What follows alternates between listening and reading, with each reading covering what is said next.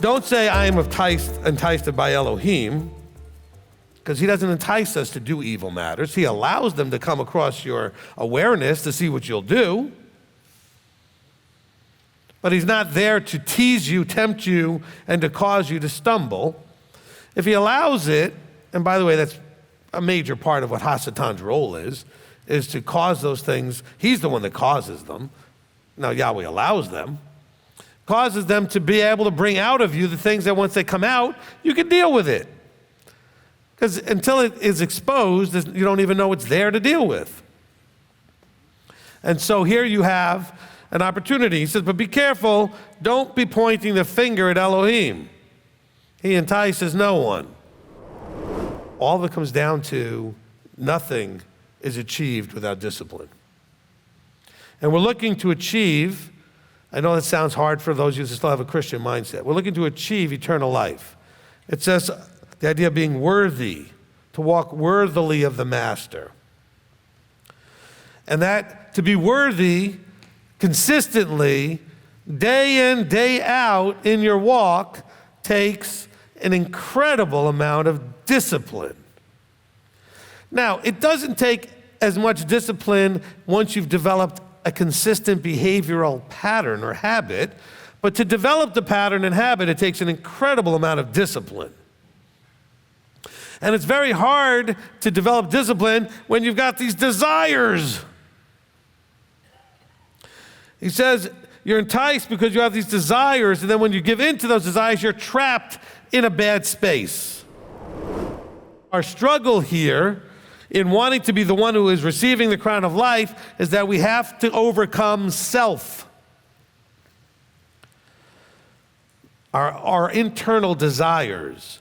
You know, the big joke we had over the last few years is I used to say, look, the reason you sin is because you want to, and I would call you guys all sickos, including myself, because you would think, I know better, I know I shouldn't, but I do it anyway. That's kind of sick. Well, yeah, it's not healthy. We are all suffering at times from not being emotionally and psychologically healthy when we have the desires running the show, when you're being controlled.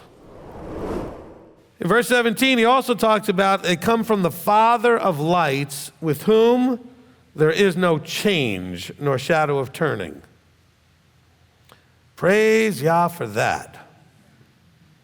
In other words, you can bank on, count on, whatever metaphor you like to use, on anything and everything he says as being fixed, reliable, dependable. You can count on it.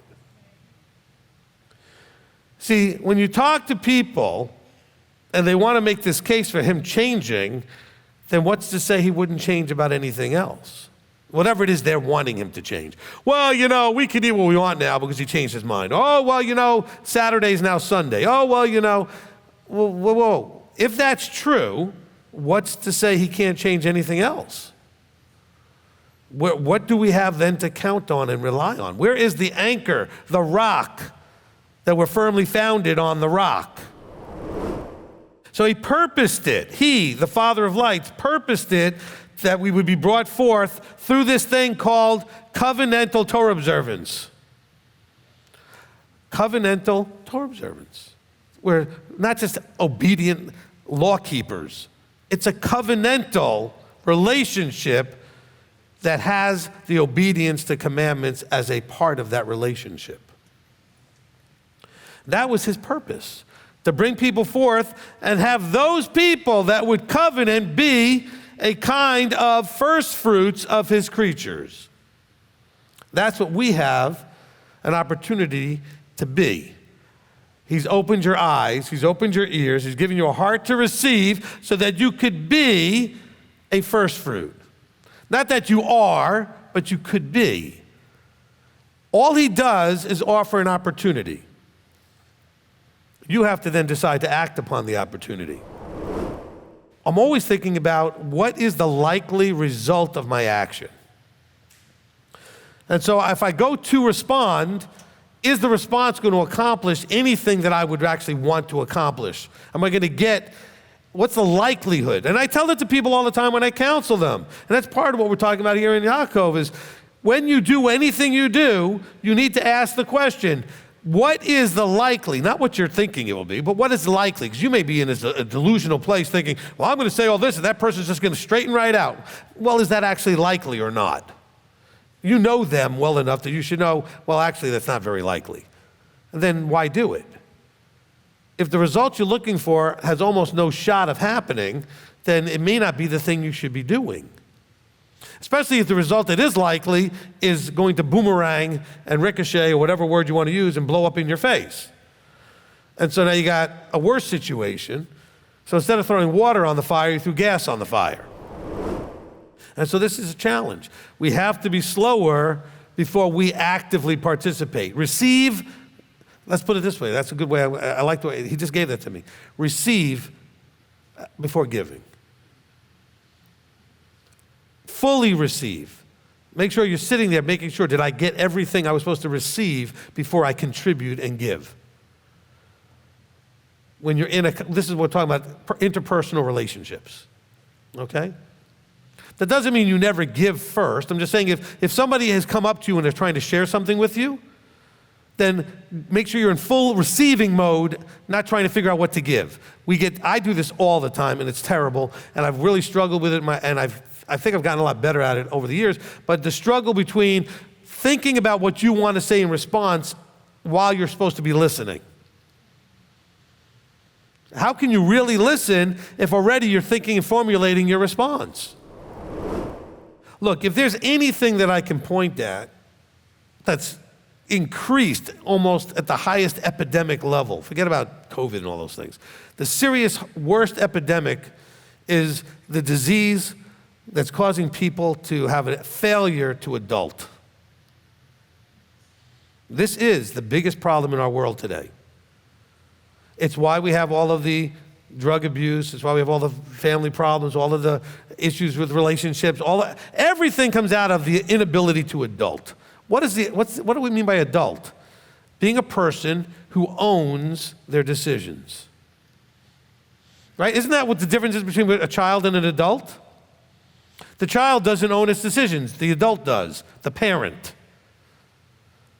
If your child does something that they shouldn't do, the parent will often be held responsible. We have a terrible struggle, inability, or failure to own and make our choices, make our decisions, to adult. None of you can hold yourself up a tier or a step above one of the other people in this room. Now, clearly, there are those of us that did things that society may look down upon as worse than some things we all did, but all of it is worthy of death, so really there's no hierarchy in it. But you can overcome all that. As a matter of fact, some of you are actually handicapped by the fact that you didn't have a horrible upbringing and you didn't do dumb enough things to appreciate what he's given you now. Because you think, well, I wasn't so bad. All right, so I didn't know about Saturday, but I was a good person. And you don't actually look at yourself as filthy rags enough to appreciate that he called you anyway. See, some of you are suffering from being good up to a point, if you understand what I'm saying. Because a lot of you that were awful, you really are like, praise Yah, I can't believe that he would even work with me at this point. He says, and to keep yourself unstained from the world. Okay? I think it's an interesting word that he chose to use here, the word unstained. And so it's not that you don't do things that maybe get something spilled on you, so to speak, but over time, it stains. Not that, and there's some things that stain more quickly, and they're much more dangerous in terms of you becoming hooked on them, etc. But he wants you to stay unstained. It doesn't mean that you don't ever have a little bit of the world spill on you, or that you rub up against it and get some of it on you. But he's saying, don't be stained by the world. So think of it more like a tattoo, where you're doing something almost purposely to have it permanently put in you as a part of who you are, as opposed to rubbing up on something and getting a little something on you and you can go wash it off and clean it up.